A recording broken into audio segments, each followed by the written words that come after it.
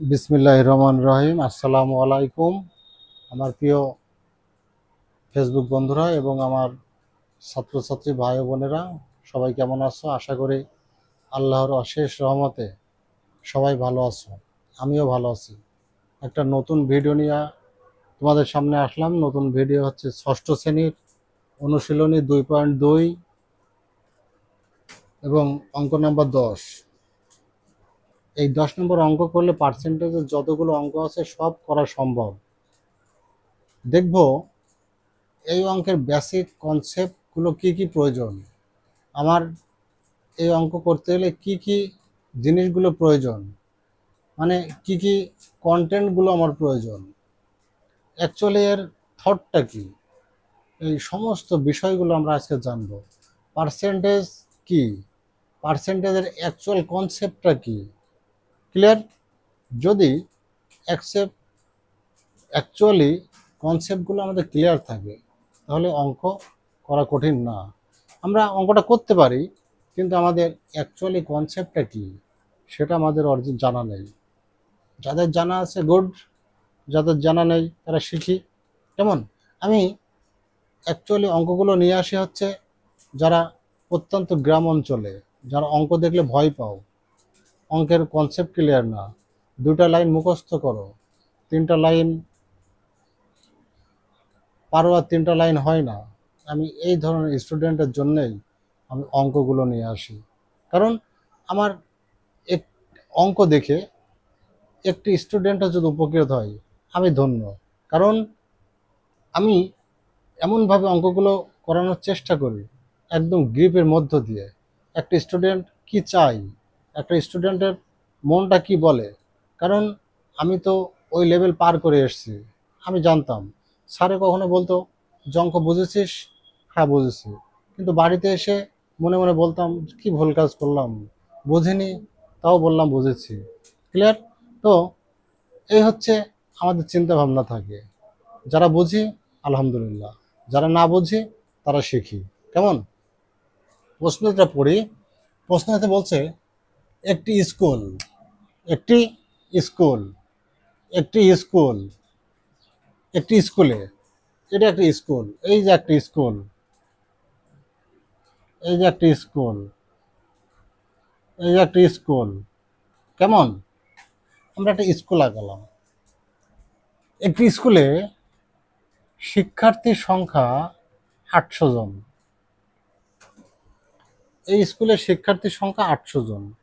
মনে করো তোমাদের এটা স্কুল, এই স্কুলে তোমরা 800 জন পড়ো, এই স্কুলে তোমরা 800 জন পড়ো, 800 জন পড়ে থাকো। তাহলে আমি এই স্কুলে 8টা ক্লাস, একটা দুইটা তিনটা চারটা পাঁচটা ছটা সাতটা আটটা, 8টা শ্রেণীকক্ষ আছে। এই 8টা শ্রেণীকক্ষে এক এক কক্ষে তোমরা 100 জনে করে পড়ো। কেমন? 100 জন করে পড়ো। আমি 8টা ক্লাসে 800 জন স্টুডেন্ট ভরে দিলাম। কেমন? ভরে দিলাম। যেহেতু আমাকে প্রশ্নে বলেছে একটি স্কুলে 800 জন শিক্ষার্থী,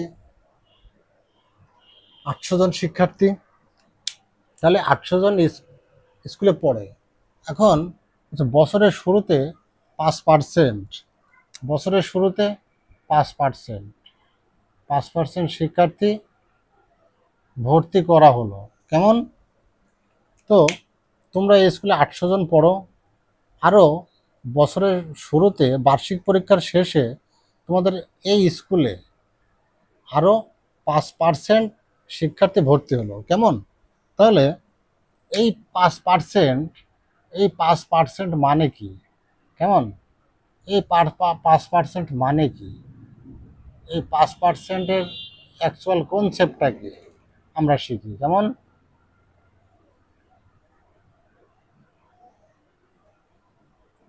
5%, কেমন? 5%, এর অ্যাকচুয়াল কি কনসেপ্ট? এর অ্যাকচুয়াল কনসেপ্ট হচ্ছে এই পার্সেন্টেজ মানে, পার্সেন্টেজ মানে এই যে পার্সেন্টেজ, পার্সেন্টেজ, এই পার্সেন্টেজ 5টা বাদে, ক্লিয়ার? 5টা বাদে। এর অ্যাকচুয়াল কনসেপ্ট হচ্ছে 100-তে কত, ক্লিয়ার? 100-তে 100-তে কত কত, বা 100 এর মধ্যে কত, মধ্যে কত কত, ক্লিয়ার? এই পার্সেন্টেজ মানে 100 এর মধ্যে কত, এটা আমাদেরকে মনে রাখতে হবে। এবার এই যেহেতু আমাকে বলেছিল 5%, তাহলে পার্সেন্টেজ মানে যদি 100 এর মধ্যে কত হয়, তাহলে এখানে বলেছে 5%। তাহলে আমরা বলতে পারবো 100 এর 100 এর 100 এর মধ্যে কত, 5। এটা আমরা লিখতে পারি, কারণ 5% মানে 5% মানে 5% মানে 100 এর মধ্যে 5। যদি 6% হয়, 6% হয়, তাহলে 100 এর মধ্যে 6। যদি 7% হয়, তাহলে 100 এর মধ্যে 7। কেমন?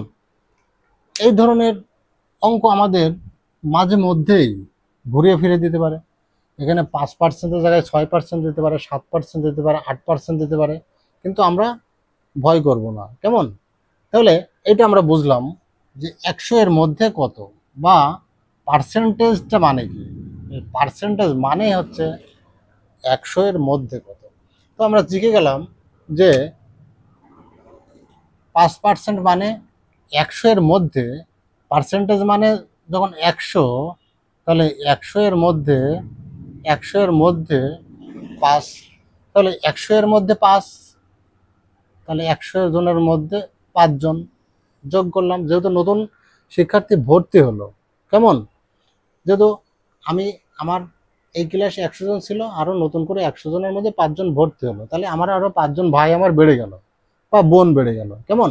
তাহলে সব জায়গায় একই কাহিনী হবে, plus 5 plus 5 plus 5 plus 5 plus 5 plus 5 plus 5। কেমন?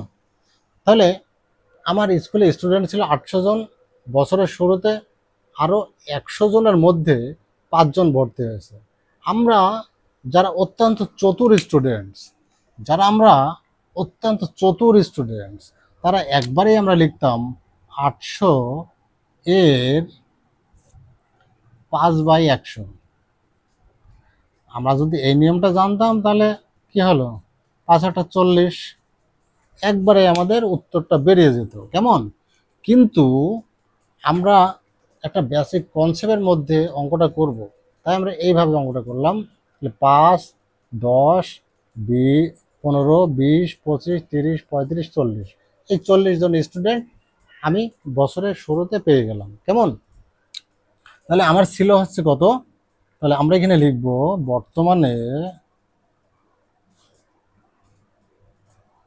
বর্তমানে এই যে বলেছে বর্তমানে ওই স্কুলের শিক্ষার্থী কত, বর্তমানে ওই স্কুলে শিক্ষার্থী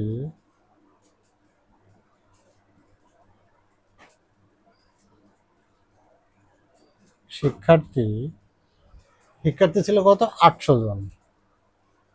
800 জন। নতুন কত ভর্তি হলো, 5 জন। প্রত্যেক ক্লাসে 5 জন করে হলে কত হবে, 800 plus 5 plus 5 plus 5 plus 5 plus 5, 1 2 3 4 5, আবারও প্লাস 5 প্লাস 5 প্লাস 5, ঠিক আছে, 1 2 3 4 5 6 7 8 সমান সমান 800, 800, আর এখানে হবে 40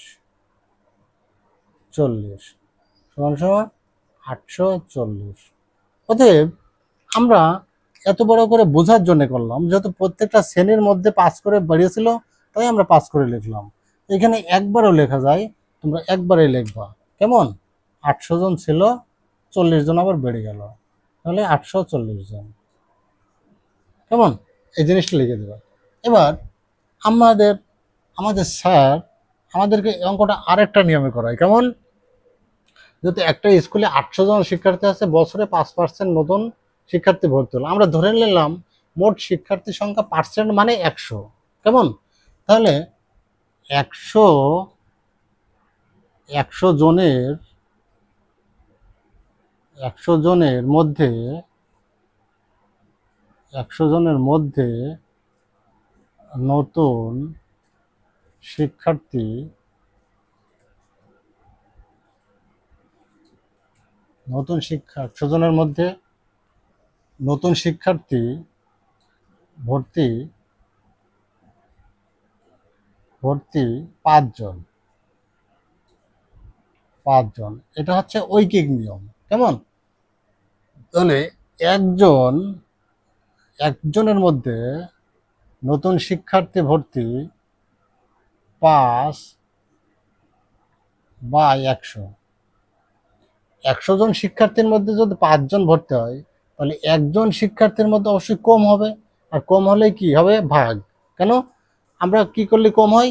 আমরা জানি ভাগ করলে কমে যায়, সেই ছোটবেলা থেকে শিখে আসছে। কেমন?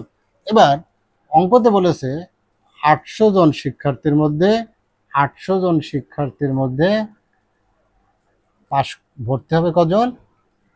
মানে আগে তো এটা ছিলই, কেমন? 800 জন, তাহলে একজনে যদি কম হয়, 8 জনে বেশি হবে। বেশি মানে কি? আমরা কি করলে বেশি হয়? গুণ করলে বেশি হয়। এই জন্যে গুণ করব। কার সাথে গুণ করব? উপরের সাথে। 800 জন। কেমন? এই শূন্য, 2 শূন্য, এই শূন্য, এই শূন্য কেটে গেল। 5 8 40। নিচে 1 আছে, নিচে 1 এর সাথে 40 ভাগ দিলে 1 হয়। তাহলে মোট বর্তমানে ওই স্কুলের শিক্ষার্থীর সংখ্যা বর্তমানে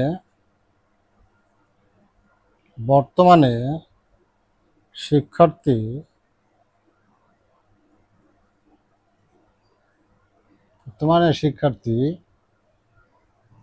800 প্লাস 40 সমান 840। এবার যদি তোমাদেরকে বলতো, এই অঙ্কটা যদি বলতো 800 জন শিক্ষার্থী আছে, বছরের শুরুতে 5% শিক্ষার্থী ওই স্কুল থেকে চলে গেল। কেমন? দিতে পারে ঘুরিয়ে ফিরিয়ে, কিন্তু যখন চলে যাবে, তোমাদের মধ্য থেকে যখন চলে যাবে, তখন তো তোমরা এটা হারিয়ে ফেলবে। হারিয়ে ফেলে কি হবে? তখন এই 5টা কি করবা? এই মাইনাস, এই প্লাসটা সব জায়গা থেকে চলে যাবে। যেহেতু এখন নতুন ভর্তি হলো বলে আমরা 5 দিলাম। কেমন? যদি স্কুলে শিক্ষার্থী বছরের শেষে চলে যায়, তাহলে এটা কি শুধু শুধু এটা মাইনাস করে দিলেই অঙ্কটা হয়ে যাবে। কেমন? মাইনাস করে দিলেই হয়ে যাবে। মাইনাস করে দিলেই হয়ে যাবে। মাইনাস করে দিলে মানে টোটাল স্কুলে 800 জন শিক্ষার্থী, তার ভিতরে 40 জন কমে গেল।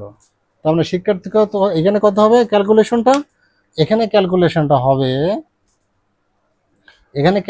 হবে 800 জন শিক্ষার্থী ছিল, আবার কি 40 জন চলে গেল। 40 জন চলে গেল, তাহলে হবে 760 জন। কেমন? এমন করে ঘুরিয়ে ফিরে দিতে পারে। কেমন? আমার বিশ্বাস এই ধরনের অঙ্ক কখনো যদি আসে, আবার আরেকটা আরেকটা আসতে পারে। তাহলে এখানে কি হবে? এখানে একটু চেঞ্জ হবে।